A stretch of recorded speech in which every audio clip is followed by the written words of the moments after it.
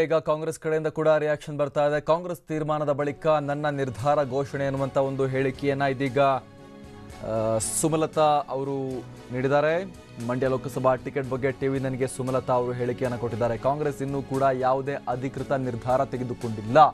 ಕಾಂಗ್ರೆಸ್ ನಿರ್ಧಾರದ ಘೋಷಣೆಯ ಬಳಿಕ ನನ್ನ ನಿರ್ಧಾರದ ಘೋಷಣೆ ಅನ್ನುವಂಥ ಹೇಳಿಕೆಯನ್ನ ಸುಮಲತಾ ಅಂಬರೀಶ್ ಅವರು ಈಗ ನೀಡಿದ್ದಾರೆ. ಕಾಂಗ್ರೆಸ್ ಬೆಂಬಲ ಯಾರಿಗೆ ಅಂತ ತಿಳಿದ ಮೇಲೆ ನನ್ನ ನಿರ್ಧಾರವನ್ನ ಪ್ರಕಟ ಮಾಡ್ತೀನಿ ಅನ್ನುವಂಥ ಒಂದು ಹೇಳಿಕೆಯನ್ನ ಸುಮಲತಾ ಅಂಬರೀಶ್ ಅವರು ನೀಡಿದ್ದಾರೆ.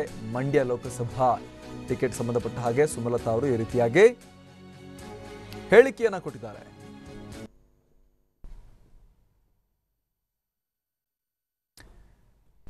ಸುಮಲತಾ ಅವರು ಮೊದಲ ಬಾರಿಗೆ ಈಗ ಪ್ರತಿಕ್ರಿಯೆ ಕೊಟ್ಟಿದ್ದಾರೆ. ಜೆಡಿಎಸ್ನ ನಾಯಕರ ಈ ಹೇಳಿಕೆಗೆ ಸಂಬಂಧಪಟ್ಟ ಹಾಗೆ ಮತ್ತಷ್ಟು ಮಾಹಿತಿ ನೀಡ್ತಾರೆ ನಮ್ಮ ಪ್ರತಿನಿಧಿ ಜಗದೀಶ್.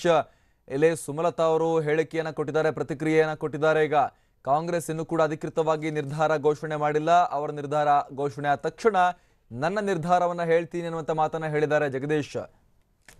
ಹೌದು ಅಮರ್ ಪ್ರಸಾದ್, ಈಗಾಗಲೇ ಮಂಡ್ಯ ಜಿಲ್ಲೆಯ ಲೋಕಸಭಾ ಚುನಾವಣೆಯ ಕ್ಷೇತ್ರದ ಕಾವು ತುಂಬಾ ಏನಂತಂದ್ರೆ ಗರಿಗೆದರುತ್ತೆ ಅಂತ ಹೇಳ್ಬೋದು. ಯಾಕಂದ್ರೆ ಒಂದು ಕಡೆ ಸುಮಲತಾ ಅಂಬರೀಶ್ ಅವರ ಏನಂತಂದ್ರೆ ರಾಜಕೀಯ ಎಂಟ್ರಿ ಬಹಳಷ್ಟು ಜನರಿಗೆ ಒಂದ್ ಕಡೆಯಲ್ಲಿ ಶಾಕ್ ಕೊಟ್ರೆ, ಇನ್ನೊಂದು ಕಡೆಯಲ್ಲಿ ಅವರ ಏನಂತ ಅಭಿಮಾನಿಗಳು ಬಹಳಷ್ಟು ಖುಷಿ ಕೊಟ್ಟಿರುವಂತದ್ದು. ಯಾಕಂದ್ರೆ ಜೆಡಿಎಸ್ ನಾಯಕರು ಒಂದ್ ಕಡೆ ಎಲ್ಲರೂ ಸಹಿತ ಯಾವುದೇ ಕಾರಣಕ್ಕೂ ಸಹಿತ ಸುಮಲತಾ ಅಂಬರೀಶ್ ಅವರು ನಿಲ್ಲೋದು ಬೇಡ, ಈಗಾಗಲೇ ಏನಂದ್ರೆ ಜೆಡಿಎಸ್ ನಿಂದ ನಿಖಿಲ್ ಕುಮಾರಸ್ವಾಮಿ ಅವರನ್ನು ನಿಲ್ಲಿಸೋದಕ್ಕೆ ಎಲ್ಲಾ ರೀತಿಯ ಪ್ಲಾನ್ ನ ಮಾಡ್ಕೊಂಡಿರುವಂತದ್ದು. ಯಾಕಂದ್ರೆ ಒಂದ್ ಕಡೆ ದೇವೇಗೌಡರು ಹೇಳ್ತಾರೆ, ಈಗಾಗಲೇ ನಿಖಿಲ್ ಕುಮಾರಸ್ವಾಮಿ ಸಹಿತ ಬೇಡ ಅಂದ್ರು ಸಹಿತ ನಾನೇ ನಿಂತ್ಕೊಳ್ಳೋಕೆ ಹೇಳಿದ್ದೀನಿ. ಅದ್ರ ಜೊತೆಗೆ ಸಾರಾ ಮೈಸೂರು ಹೇಳ್ತಾರೆ, ಅಲ್ಲಿನ ಕ್ಷೇತ್ರದ ಅಂದ್ರೆ ಇರುವಂತಹ 7 ಜನ ಕ್ಷೇತ್ರದ MLA ಗಳು ಸಹಿತ ನಂತರ ನಿಖಿಲ್ ಕುಮಾರಸ್ವಾಮಿ ಅವರು ನಿಲ್ಲಿಸಬೇಕು ಅಂತ ಪ್ಲಾನ್ ಮಾಡ್ಕೊಂಡಿರುವಂತದ್ದು. ಆದ್ರೆ ಸುಮಲತಾ ಅಂಬರೀಶ್ ಅವರು ಸಹಿತ ಎಲ್ಲಾ ರೀತಿಯಿಂದ ಪ್ಲಾನ್ ಮಾಡ್ಕೊಂಡಿದ್ದಾರೆ. ಅಂದ್ರೆ ಕ್ಷೇತ್ರದಲ್ಲಿ ಯಾವುದೇ ಕಾರಣಕ್ಕೂ ಸಹಿತ ಲೋಕಸಭಾ ಚುನಾವಣೆಯಲ್ಲಿ ನಿಂತ್ಕೊಂಡು ಜನರ ಸೇವೆ ಮಾಡಬೇಕು ಅಂತ ಈಗಾಗಲೇ ಅವರ ಅಭಿಲಾಷೆಯನ್ನು ಸಹಿತ ಮಾಧ್ಯಮಕ್ಕೆ ಹೇಳಿರುವಂತದ್ದು. ಇವತ್ತು ಸಹಿತ ಅವ್ರು ಹೇಳಿರುವಂತದ್ದು ಏನಂದ್ರೆ, ಕಾಂಗ್ರೆಸ್ ಪಕ್ಷ ಇನ್ನೂವರೆಗೂ ಸಹಿತ ಯಾವುದೇ ರೀತಿಯ ನಿರ್ಧಾರಗಳನ್ನ ಕೈಗೊಂಡಿಲ್ಲ.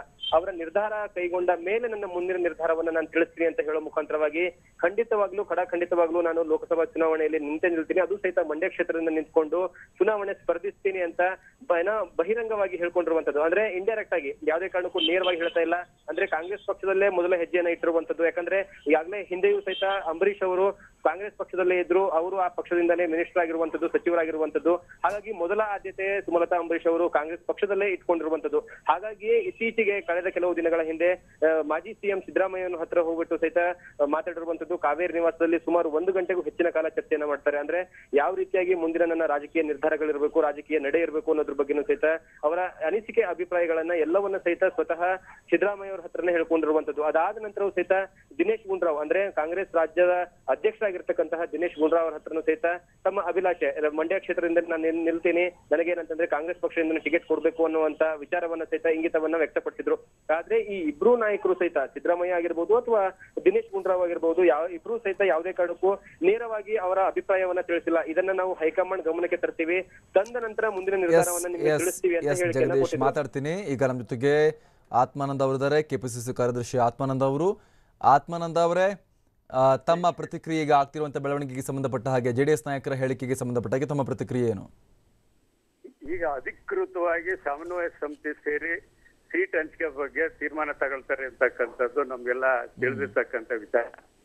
ಆದ್ರೆ ಈಗಾಗಲೇ ಪುಂಖಾನುಪುಂಖವಾಗಿ ನಮ್ಮ JDS ನವರು ಕ್ಯಾಂಡಿಡೇಟ್ಗಳಾಗ್ಬೋದು ಅಂತದೆ. ಆಮೇಲೆ ನಮ್ಮ ಕಾಂಗ್ರೆಸ್ನವ್ರು ಕೂಡ ಈ ಬಾರಿ ಕಾಂಗ್ರೆಸ್ಗೆ ಅವಕಾಶ ಮಾಡ್ಕೊಡ್ಬೇಕು ಅಂತಕ್ಕಂಥ ಪ್ರಯತ್ನವನ್ನ ಅವರವರ ರೀತಿನಲ್ಲಿ ಮಾಡ್ತಾ ಇರ್ತಕ್ಕಂಥದ್ದು. ನಾವುಗಳು ಕೂಡ ಇಂದಿನಿಂದ ಕಾಂಗ್ರೆಸ್ ಪಕ್ಷಕ್ಕೆ ಅವಕಾಶ ತೆಗೆದುಕೊಳ್ಳಿ, ಪಕ್ಷದ ದೃಷ್ಟಿಯಿಂದ, ಕಾರ್ಯಕರ್ತರ ಹಿತದೃಷ್ಟಿಯಿಂದ ತೆಗೆದುಕೊಳ್ಳಿ ಅಂತ ಕೇಳ್ತಾ ಇದ್ದೀವಿ. ನಮ್ಗೆ ಈವರೆಗೂ ಇರ್ತಕ್ಕಂಥದ್ದು ಅಂತ ಹೇಳಿದ್ರೆ, ನಮ್ಮ ಈ ಒಂದು 2018ರ ಚುನಾವಣೆಯಲ್ಲಿ ಆಯ್ಕೆ ಯಾರು ಅಭ್ಯರ್ಥಿಗಳಾಗಿದ್ರು ಅವರ ಅಷ್ಟಕ್ಕೆ ಸೀಮಿತವಾಗಿ ಅಭಿಪ್ರಾಯ ಸಂಗ್ರಹಣೆ ಮಾಡಿದ್ದಾರೆ. ನಮ್ ಹಿಂದೆ ತಿಳಿಸಿದ್ದು ಆಯಾ ಕ್ಷೇತ್ರಕ್ಕೆ ಹೋಗಿ ಎಲ್ಲರ ಅಭಿಪ್ರಾಯನೂ ಕೂಡ ಕಾಂಗ್ರೆಸ್ ಪಕ್ಷದ ACC ಜನರಲ್ ಸೆಕ್ರೆಟರಿ ಬಂದು ಸಂಗ್ರಹ ಮಾಡಿ ಅದ್ರ ಮೇಲೆ ಸಮಾಲೋಚನೆ ಮಾಡ್ತೀವಿ ಅಂತ ಹೇಳಿ ನಮ್ದು ವ್ಯಾಪಕವಾಗಿ ಸಮಾಲೋಚನೆ ಇವತ್ತು ಯಾರು ಕೂಡ ಮಾಡಿಲ್ಲ. ನಮ್ ಜಿಲ್ಲೆಗೂ ಅಧಿಕೃತವಾಗಿ ಯಾರು ವೀಕ್ಷಕರಿಗೂ ಬಂದು ಅಂತ ಕೂಡ ಆಗಿಲ್ಲ. ಈ ಹಿನ್ನೆಲೆಯಲ್ಲಿ ಅವರವರೇ ಚರ್ಚೆ ನಡೀತಾ ಇರ್ತಕ್ಕಂಥದ್ದು ಅಂತ ಹೇಳಿ ನಾನು ಭಾವನೆ ಮಾಡಿದ್ದೀನಿ. ನಮ್ಮ ಎರಡೂ ಪಕ್ಷಗಳು, ವಿಶೇಷವಾಗಿ ಕಾಂಗ್ರೆಸ್ ಪಕ್ಷ, ನಮ್ಮ ವರಿಷ್ಠ ಮಂಡಳಿ ಒಂದು ಚರ್ಚೆ ಮಾಡಿ ಯಾರು ಇದಕ್ಕೆ ಬಿಟ್ಕೊಟ್ರೆ ಒಳ್ಳೇದು ಅಂತಕ್ಕಂಥದ್ದನ್ನ ನಮ್ಗಿನ್ನೂ ಕೂಡ ತಿಳಿಸಿಲ್ಲ. ನಾವು ಕೂಡ ಏನು ಈ ಬಗ್ಗೆ ನಮ್ಮನ್ನ ಕೇಳು ಇಲ್ಲ. ಅಂದ್ರೆ ಅಲ್ಲೇ ನಮ್ಮ ವರಿಷ್ಠರ ಮಟ್ಟದಲ್ಲೇ ನಡೀತಾ ಇರ್ತಕ್ಕಂಥದ್ದು. ವರಿಷ್ಠರ ತೀರ್ಮಾನ ನಮ್ಮೆಲ್ಲರ ಮೇಲೆ ಒಂದು ಬೈಂಡಿಂಗ್ ಆಗಿರ್ತದೆ. ನಮ್ಮ ಆಶಯ ಏನು ಅಂತಂದ್ರೆ ಕಾಂಗ್ರೆಸ್ ಪಕ್ಷಕ್ಕೆ ಈ ಸಲ ಅವಕಾಶ ಸಿಗ್ಲಿ ಅಂತೇಳಿ ನಮ್ಗೆ ದೊರಕಿರ್ತಕ್ಕಂಥ ವೇದಿಕೆಯಲ್ಲೆಲ್ಲನೂ ಕೂಡ ನಾವು ಪ್ರತಿಪಾದನೆ ಮಾಡಿದ್ದೀವಿ. ಕೊನೆಗೆ ಇರ್ತಕ್ಕಂಥದ್ದು ನಮ್ಮ ವರಿಷ್ಠ ಮಂಡಳಿ, ನಮ್ಮ ರಾಜ್ಯದಿಂದ ಹಿಡಿದು ರಾಷ್ಟ್ರ ಮಟ್ಟದವರೆಗೆ ಏನು ಹೇಳ್ತದೋ ಅದನ್ನ ಹೇಳ್ತಕ್ಕಂಥದ್ದು ನಮ್ಮ ಹೊಣೆಗಾರಿಕೆ, ಕರ್ತವ್ಯದ ಹೊಣೆಗಾರಿಕೆ. ಆ ರೀತಿ ನಾವುಗಳು ಕಾಂಗ್ರೆಸ್ಸಿಗರು ನಡ್ಕತ್ತೀವಿ ಅಂತ ಹೇಳಿ ತಮ್ಮಲ್ಲಿ ಆತ್ಮಾನಂದ ಅವರೇ, ತಾವು ಒಬ್ಬ ಕಾಂಗ್ರೆಸ್ನಲ್ಲಿ ಬಹಳ ವರ್ಷಗಳಿಂದ ದುಡಿತಾ ಇರುವಂತ ವ್ಯಕ್ತಿ. ಈಗ ಒಂದ್ ನಿಮಿಷ ಈಗ ನಿಖಿಲ್ ಅವ್ರನ್ನ ತಂದು ಅಲ್ಲಿ ಲ್ಯಾಂಡ್ ಮಾಡಿಸಿದ್ರೆ ತಾವೆಲ್ಲ ಕೆಲಸ ಮಾಡ್ತೀರಾ? ಮನಸ್ಸೊಪ್ಪುತ್ತ ತಮಗೆ? ಈಗ ಮುಂದಿನ ಬೆಳವಣಿಗೆ ಈಗಲೇ ಹೇಳ್ತಕ್ಕಂಥದ್ದು ಏನ್ ಬೆಳವಣಿಗೆ ಆಗ್ತದೆ ಏನಿದ್ರು ಕೂಡ ಖಚಿತವಾಗಿ ನಮಗೆ ನಾವು ತಿಳಿಸ್ಬೇಕಾದ್ರೆ ಅಥವಾ ಒಂದು ಸಮಾಲೋಚನೆ ಮಾಡಿ ತಿಳಿಸ್ಬೇಕಾದ್ರೆ ಅಧಿಕೃತವಾಗಿ ಯಾರು ಅಭ್ಯರ್ಥಿ ಅಂತ ಆದ್ರೆ ಆಮೇಲೆ ನಮ್ಮ ಅಭಿಪ್ರಾಯನ ಅಥವಾ ನಮ್ಮ ಕಾರ್ಯಕರ್ತರ ಅಭಿಪ್ರಾಯನ ನಾವು ತಿಳಿದು ಅದನ್ನ ವರಿಷ್ಠರಿಗೆ ಹೇಳ್ತಕ್ಕಂಥದ್ದಾಗ್ಲಿ ಅಥವಾ ಮುಂದಿನ ಕ್ರಮ ರೂಪಿಸೋದಾಗ್ಲಿ ಆಗ್ತದೆ ಅಂತ ಹೇಳಿ ನನ್ನ ಭಾವನೆ. ಥ್ಯಾಂಕ್ ಯು ಆತ್ಮಾನಂದ್ ಅವರೇ ತಮ್ಮ ಪ್ರತಿಕ್ರಿಯೆಗಾಗಿ.